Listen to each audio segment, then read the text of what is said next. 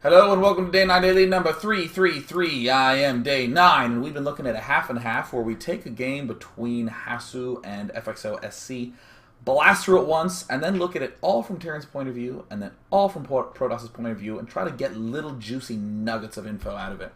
We did a lot of learning in terms of the Terran side in the last half, or I guess in the last third, where we talked about why these attacks seemed justified.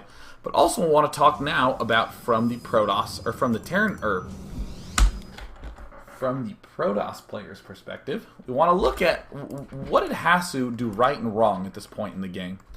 I think the potential big mistake is right here, starting to devote all our chrono boost. I am here in the shadows. I think that was a big error. I mean, we see our opponent rallying here. We see a little bit of a pushback by Hasu, but look at this. Not any probes being built. Let me actually come to production. We haven't really had that many probes being produced for a while, and we're down at 23. Wow, yeah, look at this. Adding on another gateway, no probes. Huh. Your probes are under attack. And here we are warping in as much as we can. Shadows. And then look what happens in this next big attack that comes. I'm sort of blasting through this point in time, and then I'm going to even rewind here. Uh-oh, more units are dead. And look at this, all chrono boost, 1-2 probes being produced, but this battle happens, and we actually hold it off without that much of a problem. But the problem is, we don't have any workers. This Terran player who's been just blasting us with huge attack after huge attack, I really feel like if we were just chrono boosting probes, trying to get a good probe count out, and we got that second assimilator up early, we could just slowly trickle in units. I mean, hell, you can even afford a fourth gateway more easily if you have the second geyser up and if you're constantly producing probes. I think then that it makes me say, well, if my opponent does an early 2-racks attack and I defend it, I'm in better shape than I actually think. Because as we get to this point in the game, let's see here, let's come there. This is right when the attack comes. Kind of funny to think that we have done this so many freaking times in a row. And we see, okay, we see the 2 Marauders still alive. We've killed off some Marines. He's kind of low on health. Alright, we're going to do this until this probe dies. And when we hit 7 minutes and 30 seconds, I'm going to ask you now, how many units does Terran have? I mean, we saw 2 racks. We saw one with a reactor. We know we can get kind of a good sense just based on how many Marauders are coming out. It's like 1 Marauder every 30 seconds, assuming he doesn't really skip a beat. We saw 2 in that first attack. We're now at 7 minutes and 30 seconds. He should have like 4 Marauders. How many Marines should he have? Should have like maybe 10 Marines? Does that seem accurate? Well, let's actually go to the unit counting station. 5 Marauders, 11 Marines. Alright, cool. We can actually see exactly how many units he has. 5 and 11 sounds pretty scary until you actually just look at it and you're like, oh.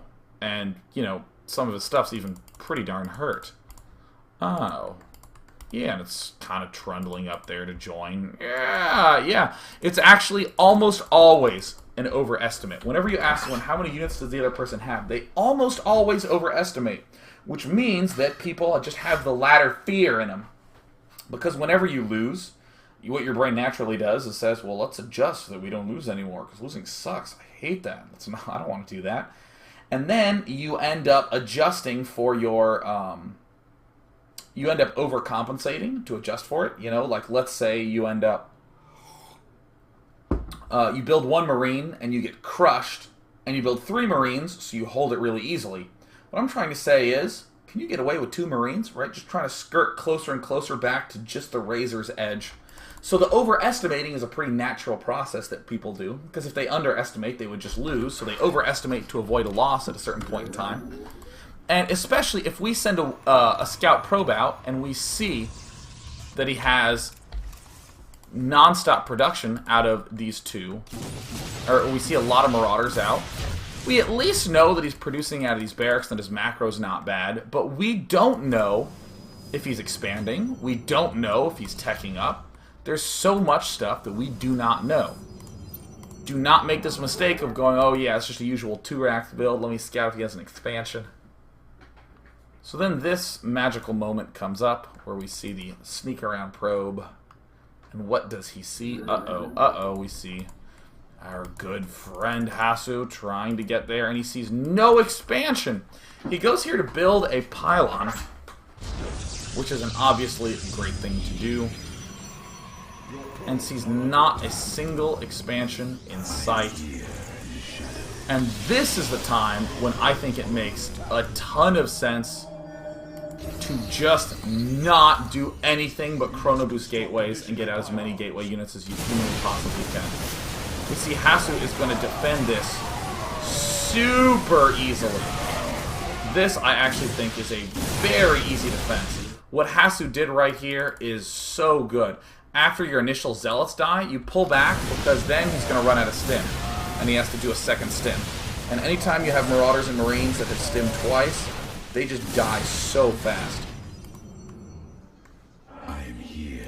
The number one question I would have for myself as Hasu is an expo coming up? I can obviously find it by warping in and walking there. That's going to be my next big question, because if there's no expo, then I want to devote everything I can to gatewaying. Oh, but it looks like Hasuob's devoting everything to probing. Hasuob, look, he's even queuing probes up. Oh, queuing is so bad. Oh, he's running up to the top. Oh, now I'm really seeing where a big Protoss mistake was coming in. I needed to check this expansion really, really soon. This is actually a pretty... I mean, I'm making a bigger deal out of it than it will really end up being. I mean, it's not like Hasuob's just like, aha, I've done it. I will make probes, and I'm smart, and screw you if you disagree. What almost certainly happens is, in the course of playing thousands of games, Terrans are pretty much taking a base right now. That's just what always happens. It's what always happens right now. And it's natural to get in these grooves where you're just like, oh, okay, held off the 2 racks push. Time for me to start getting my extra probes up and my gateways up and my forges up, as we've seen Hasu do successfully in so many other games. Look at him just chrono boosting away. Chrono boosting his little heart out, but what he doesn't know is that there's no expansion at all from Terran. This would be a big thing. He's crossing off a whole bunch of big concerns a little too early. Look at how long no units are being made. We have a forge coming up. We have another gateway. There haven't been units made for like 3 minutes, I don't think. No, that's too long. 2.5 minutes? A long time. There come down sentries 1 and 2. Still no units. Wow, there's a forge going down. Lots of probes queued up. Wow, we've made 3 units, 4 units in the last very long time. Wow. That's actually kind of incredible. Actually, I'm starting to feel like Terran should not have won this game if Protoss had just responded to the fact that there was no expansion. I mean, this is kind of a big push, but actually that's a lot more left over than I thought. But I mean, holy cow, if we just actually pop back to here, it's very easy to just say to yourself, yeah, she pulled a bunch of SCVs, so stupid, you know. But man, if you can just scout this expansion, when does that attack get held off? When does that attack get defendored? I want to see this because we're seeing maximum unitage. Maximum uniting. Uniting! Oh, uniting. Alright, so 9 minutes and 30 seconds is when that attack finishes. As we come here, yeah, 9 minutes and 30. Alright, we've had 1 cycle missed, about 2 cycles missed. 3 cycles missed. We've missed basically 4 cycles of unit production. We kind of built a couple in there, and that's a clear reason in my eyes why Hasu ended up falling behind in this game. And it's kind of funny to see how much juicy juice was in that little bit of replay analysis, especially for me even, because it's very easy to say something like, okay, well, Hasu's going to do a really early expand. Actually, let me be a commentator for a moment. Let me stop being a player. As a commentator, I would describe this as going, okay, well, Protoss early expands, Terran's putting the pressure on. Uh-oh, it didn't work. Terran wants to put on more pressure and attack. And Protoss is barely going to be able to defend. We don't see Protoss transitioning at all, and all this stuff. And it looks like Terran's going to go for an all-in, and it works. That's kind of how you do it. But it's amazing how much subtlety there is in, well, where's the Chrono Beast being spent? Is it probes? Is it on gateways? Well, are we getting the appropriate amount of gas early on? These are things that are not really talked about that much. It's very, very easy to not pick up on this unless you do the nice, slow, methodical analysis. That was a 12-minute and 45-second game, but look at all the juicy nuggets that we gleaned, especially in terms of the Terran players seeing the late gas from Protoss, identifying that there will not really be that many sentries. What are other good, juicy bits in terms of the Protoss, making sure he scouts the expansion, because then that's just a good rearrangement on where we end up doing the probe production. Let's go ahead and begin taking some questions. I'm refreshing the question grabber. I hear people asking questions, but you need to begin it with Dear Day 9. Dear Day 9. Here we go. So, Renacolo says, Dear Day 9, if Hasu went for this assimilator and more probes instead of units, wouldn't he have not held off the first 1 or 2 pushes? I think push number 1 would be pretty easy to hold off, just due to the fact that it comes right at the time when all our gateways finish. And right when our gateways finish, we're always going to be planning to get a full warp in. So you saw 4 Stalkers. And then it was like Stalker 5, and then Zealots 1 and 2. So Hasu basically was very clearly deciding to build those units. There was no ambiguity. It's not like I have to build these first 7 units. I don't really know what to do. It's like he saw the push coming, saw everything. His gateways had just finished, and then he goes, oh, well, I guess I'm just making units here. Push number 2 might be a little bit of a loss, but I want to point out that that's a good loss. That's the way you want to lose. You want to get into a spot where you're like, should I get the gas now? I've held off the first push. Maybe the second push is going to be a little bit hard. You know it's coming. You know that it can kill you if you're too thinly defended. So you just do the thin defense. You lose, and you go, I guess I needed to chrono boost my gateway a little bit more. Again, let's say here's where you lose, right here.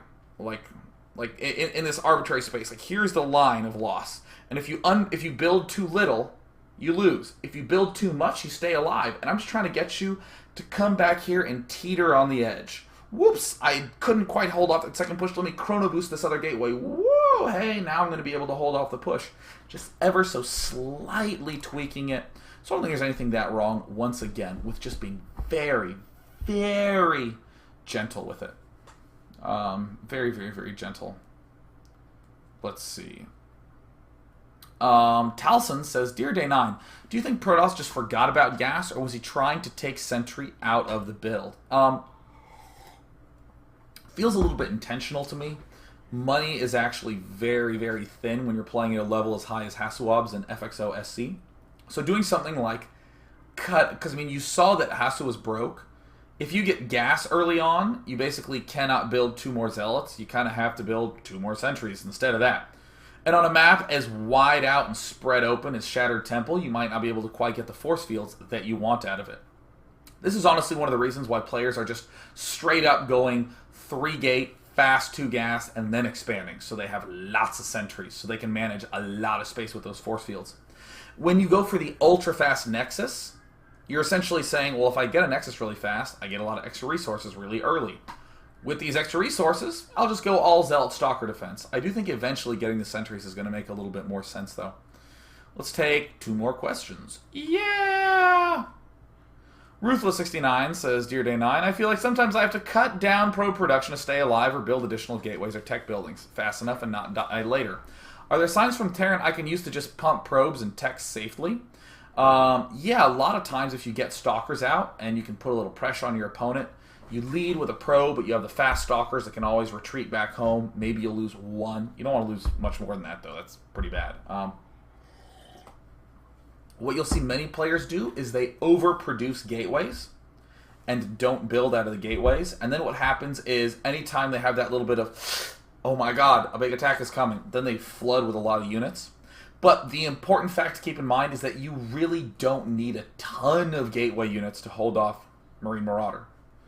If a Terran is non-stop producing Marine Marauder out of his barracks, a Protoss can, like, for 75% of the time, be making gateway units. And he will hold it off and be okay and be quite comfortable.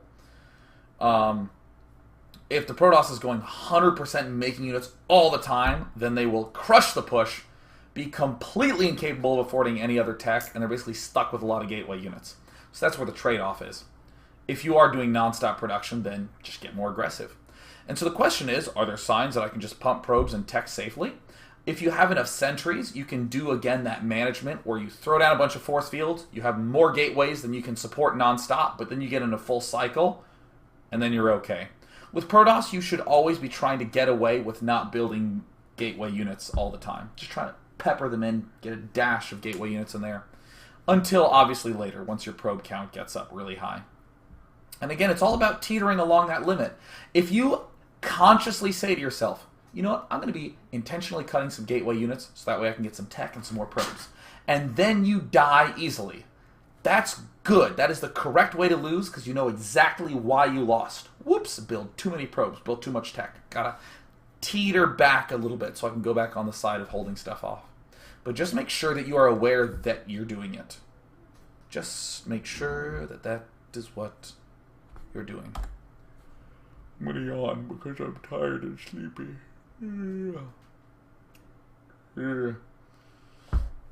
I will take this question because it's important. It's from Blitzkrieg Bus. Dear Day 9, yesterday's Fun Day Monday, did you see that Silver Bacon spelled Day 9 with his rally points with a scouting SCV? No, I did not at all. I got like 1,000 tweets of people like, Day 9, you're blind. And I was like, what? I went back and watched, and I'm sorry, Silver Bacon, I saw your shout out. I apologize. For any of you who have not seen yesterday's Fun Day Monday, do it! It was amazing! Yeah! Especially part 2 and 3 I was really feeling. But Silver Bacon, I apologize. Apologize to you, Silver Bacon. I'm going to go, guys. I'm going to go. Next week's Fun Day Monday, you are Terran.